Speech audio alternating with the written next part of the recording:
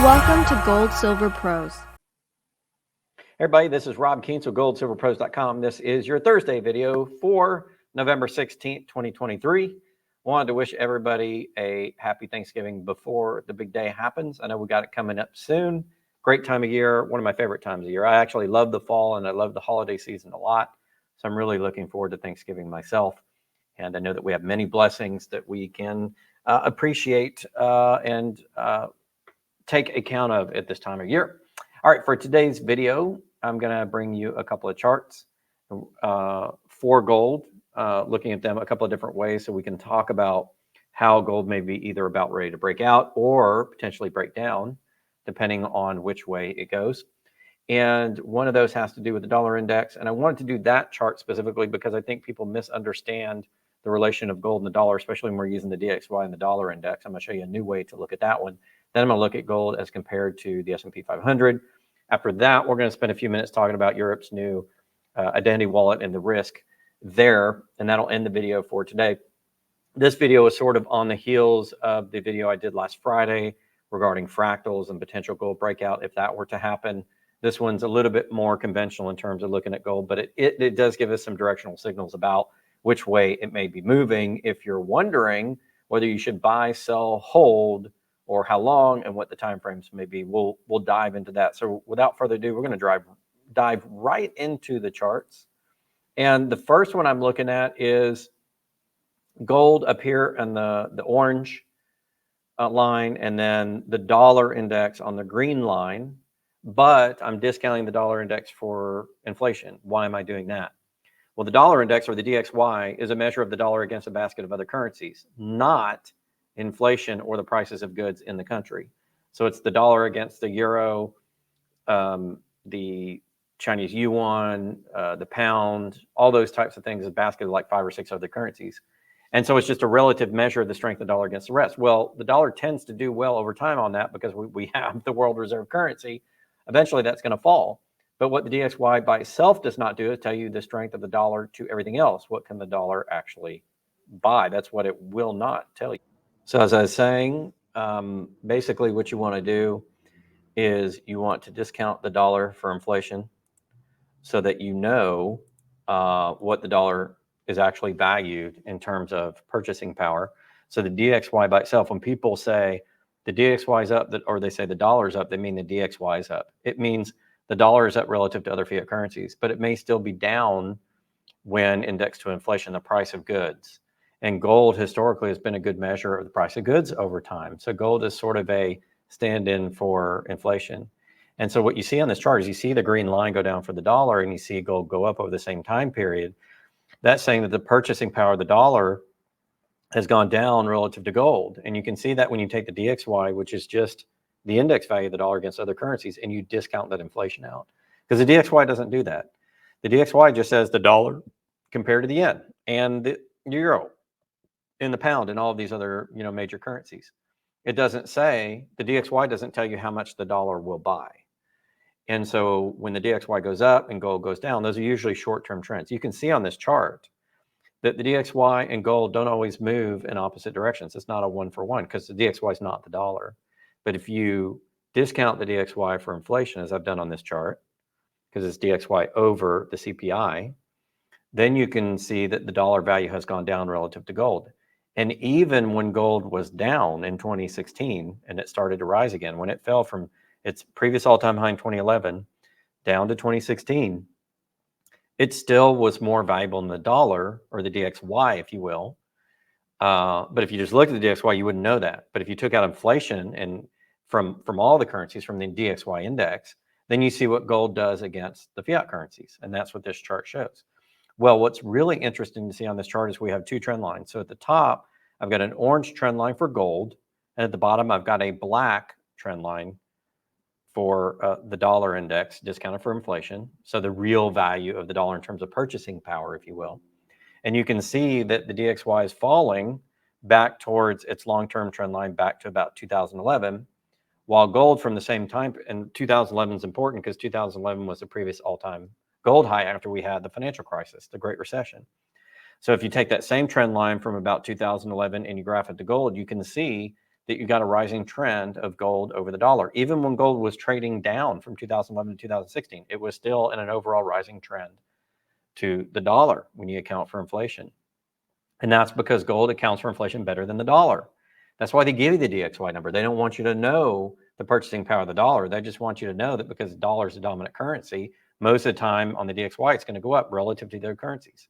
When you compare it to the yen, to the yuan, it's always going to go up. When you compare it to the pound or the euro or whatever, it's most of the time it's going to go up over long periods of time because it's a world reserve currency.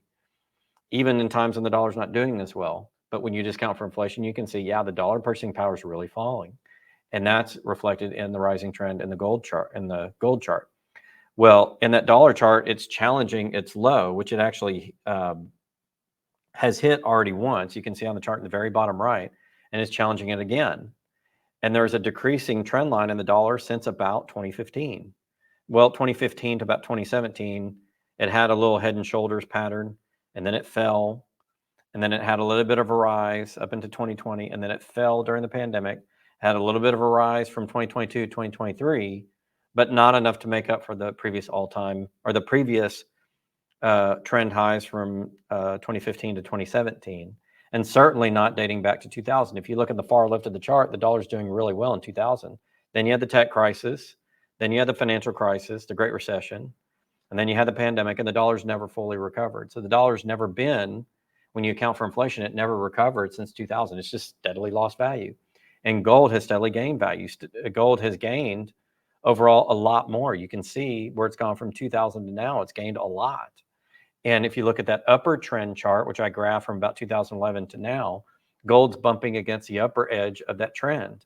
So it looks as though, if we just do the summary of all this, it looks as though gold is bumping up in an upward trend, and that the dollar, when indexed to inflation, is bumping up against a lower trend. And these are long-term trends, not only back to 2011, but back to 2000. There's about 25-year trends. And if they hold, because that gold trend is rising and the dollar one's actually falling in a little wedge pattern, where the dollar value is compressed, when indexed to inflation, the actual value of the dollar itself is compressing, then it looks as though the dollar is going to fall through that trend line to the bottom, and that gold's going to move up.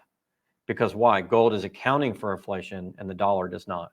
So if I had to summarize this chart proves that gold accounts for inflation and the dollar does not account for inflation.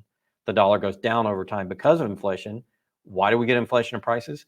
Because of the currency printing. Eventually, the inflation of the currency units themselves eventually get into the market through loans and other means, bid up the prices of goods, and you have price inflation. Well, gold accounts for that over time. Gold price rises over time, because gold has a much steadier supply profile. We have about as much gold added each year as the population increases across the world when you look at it on a world chart. And so gold is almost perfect, ounces for people over long periods of time, not maybe in any given 6 month or year period, but over periods of time. So gold tends to track inflation very well because they're about the same amount of gold per person as there have been for the last several hundred years. And so gold appreciates for the amount of extra dollars or the inflation of the monetary supply in the system. Well, the dollar crashes per the extra monetary supply in the system. You can see that clearly in this chart. So it looks as though gold is bumping up against a trend in which it could have a breakout, a cyclical breakout, and the dollar looks like it's bumping down against a trend, which looks like it could have a secular decline. And those are very interesting charts to see. Now, an even more interesting one is the second chart I have now. It's a new chart. This is the XBX over gold, or in other words, the value of the S&P 500 stock market in the US, the world's predominant stock market, top 500 countries in the United States, over time, dating back to the turn of last century, the early 1900s, to gold. So the S&P 500's on top, gold's on bottom. So when you see this chart number go up, it means the S&P is stronger than gold. When you see the chart go down, the parts where it's going down, that's where gold is gaining to the S&P. So in other words, when you put the S&P on top of gold, for those of you who don't do a lot of charting or ratio analysis, don't remember back to your math classes, when you put S&P on top of gold, when that value falls, that means the S&P value is falling relative to gold. Gold's getting stronger. And when it rises, S&P stronger. So you can see this upper trend line of the chart dating back from about 1926, 27 to the top, which is right around, I'd say about 2007, 2008. Actually, a little bit before that, I would say about 2003, 2004, right after the tech crisis. The S&P 500 was at its highest compared to gold, its highest valuation in history compared to gold, right after the tech crisis. And then after the tech crisis hit, the stock market crashed. You can see that I've got that on the chart, tech crisis. So when the tech crisis hits, the value of the biggest stock market in the world, the S&P 500 in the US, fell to gold and has never recovered in terms of actual valuation. In fact, since 2000, gold has gained against the S&P quite a lot. And you can see that in the chart because the number overall has gone down. Now the S&P, since 2011, gold prices come back, the stock market's gone up. So people will tell you, yeah, since gold's all-time high of 1900 in 2011, the stock market's killed it, it's gone up. And yes, it has. It's gone up quite a bit according to gold. But if you look at a longer-term chart, gold has beaten the world's largest stock market, the US's largest stock market, since 2000.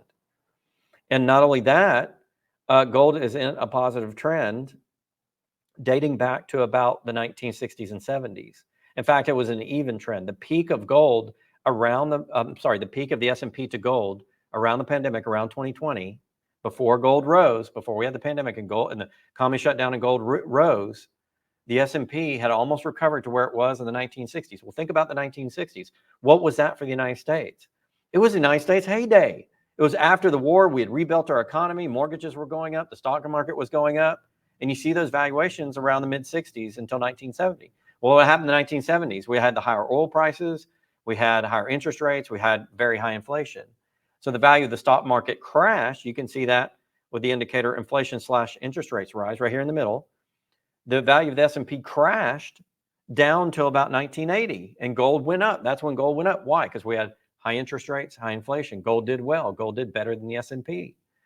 And then in about the 2000s, right before the tech crisis, the S&P got so strong to gold, nobody wanted gold, but they wanted the stock market that we had an all-time peak, about 5.5 S&P to gold. You can see there on the chart.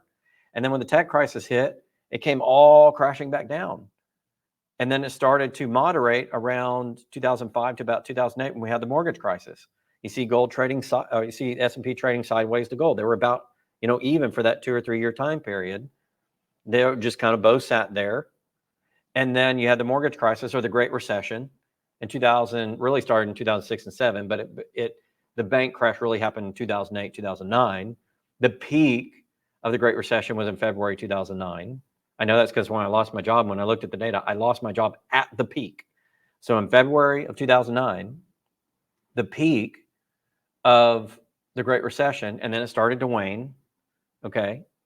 And so you saw the S&P go back up after the gold peak in 2011. So between 2008 and 2011, the S&P fell to gold. Gold rose more, the S&P fell. And after that, the S&P never fully recovered to where it was in the 60s. If you look at the 60s, the index value on the chart is over 2.5. That yellow line means the S&P has traded about 2.5 to gold since the beginning of the chart, since the 1900s. 2.5 times return to gold. And then it fell in 1980 to a low of below 1. So gold had actually beaten the S&P from 1900 to about 1980, 1981.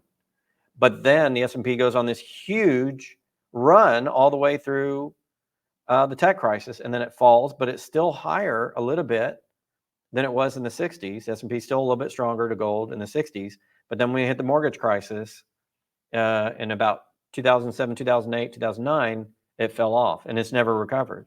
And you can see these two purple lines on the right-hand side of the chart. That's a wedge or a flag pattern, if you will. And what it shows is lower highs and higher lows of the S&P to gold. So if you look at 2007, 2008, the S&P to gold ratio was the same as it was in the 60s. That was the last time up through 2008 in which we could say that the stock market was beating gold, dated all the way back to the early 1900s. So that's about a 105-year chart.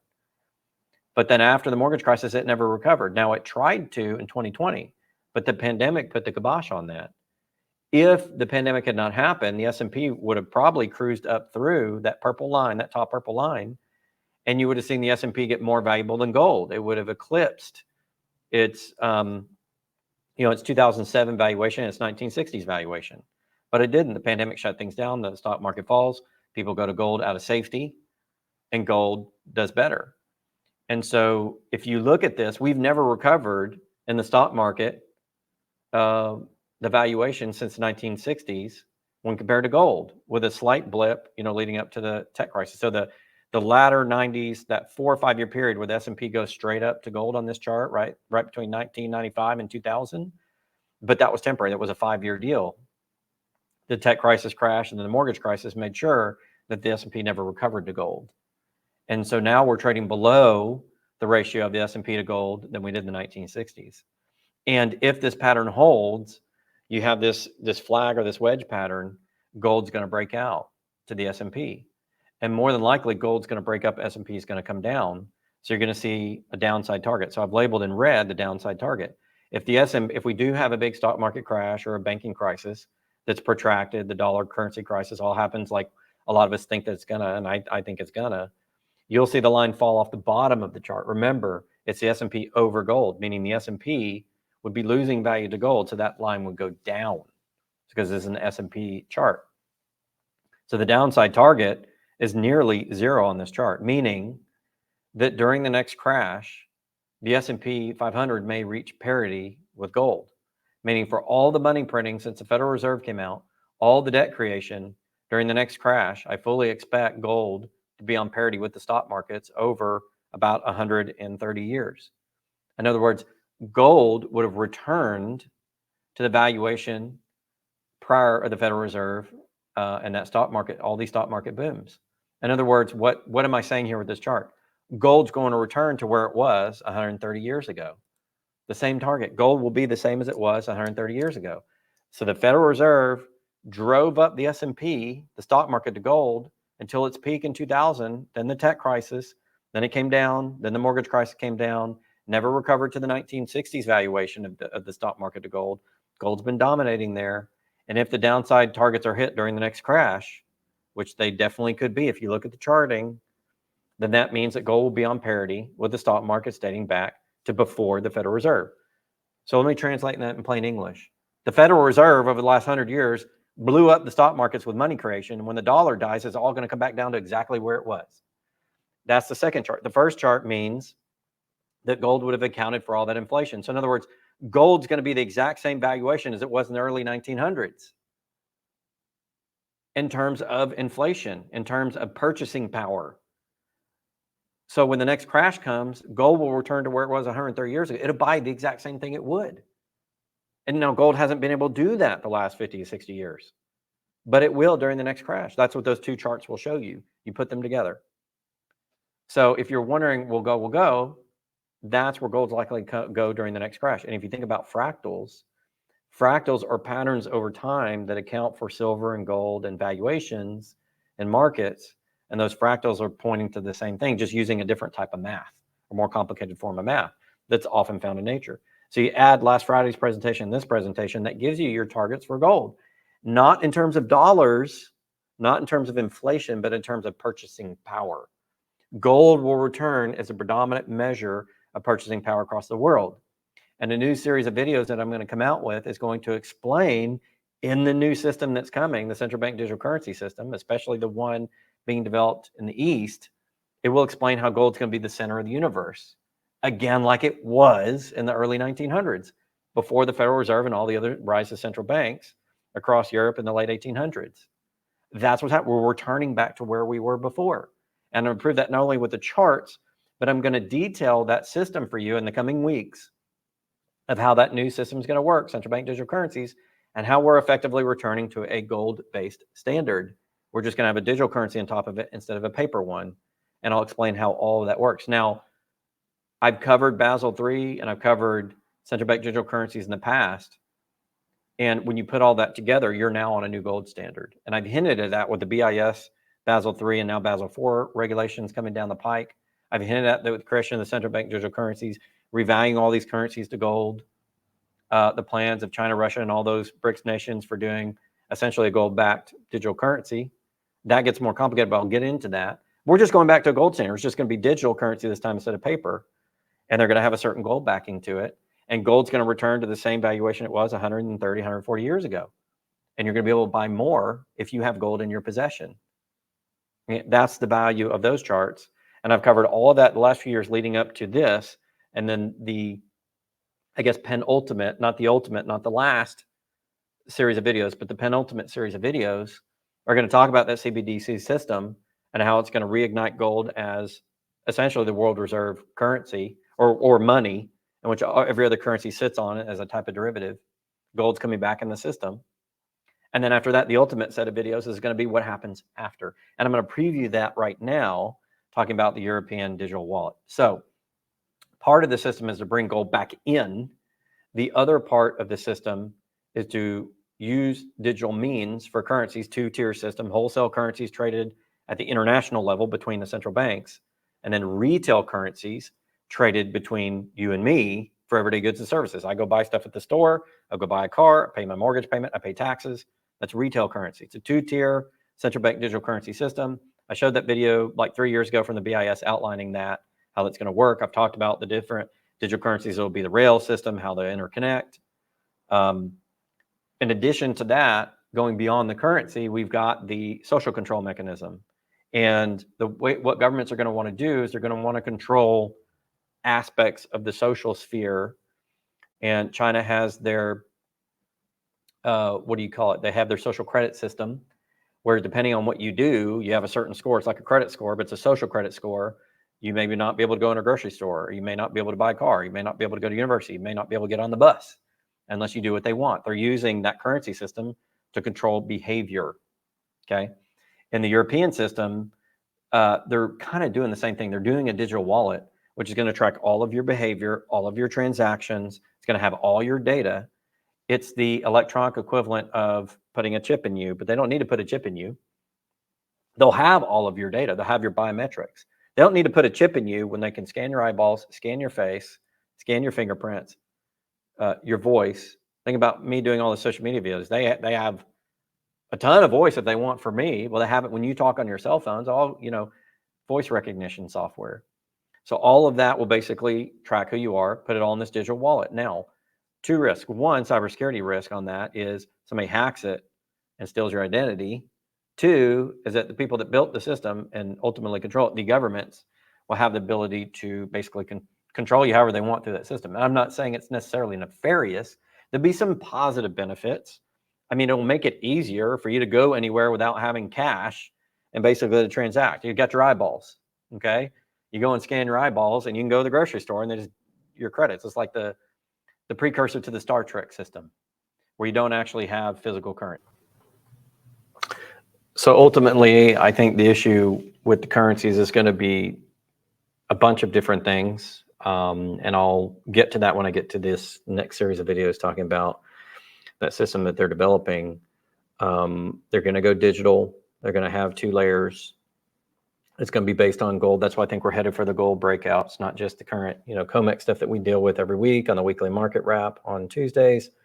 We talk about, you know, all the stuff that's going on.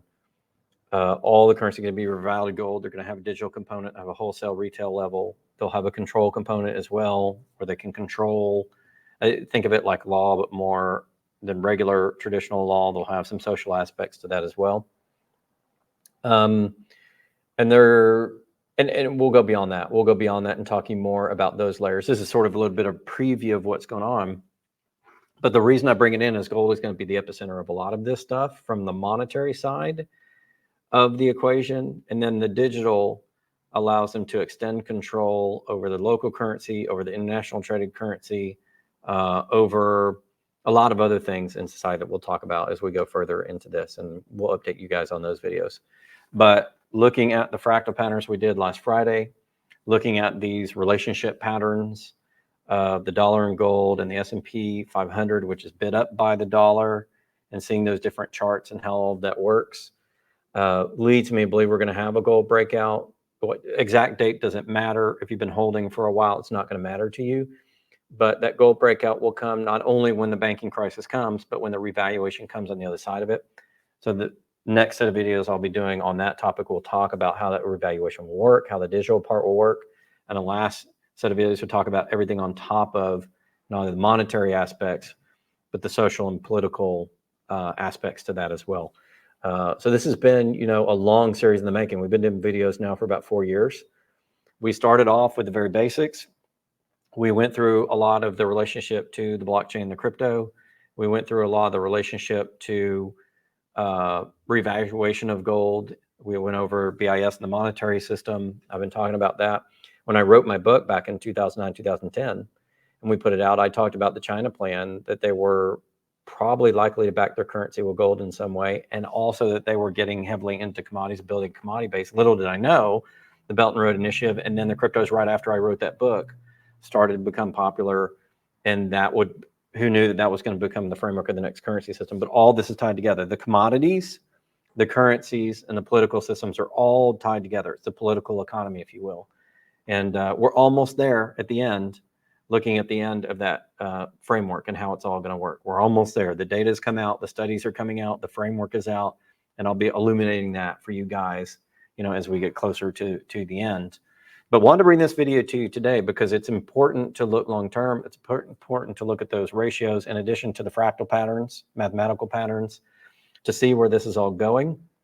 And we'll put the pieces together for you on the backside on how gold's going to look in the new system, what that new system looks like. All right, that's going to do it for today, guys. Oh, remember, last bit, I still have the silver bars on sale. Spot has risen. So now they're trading at, well, at current price, 23.72 spot time of recording.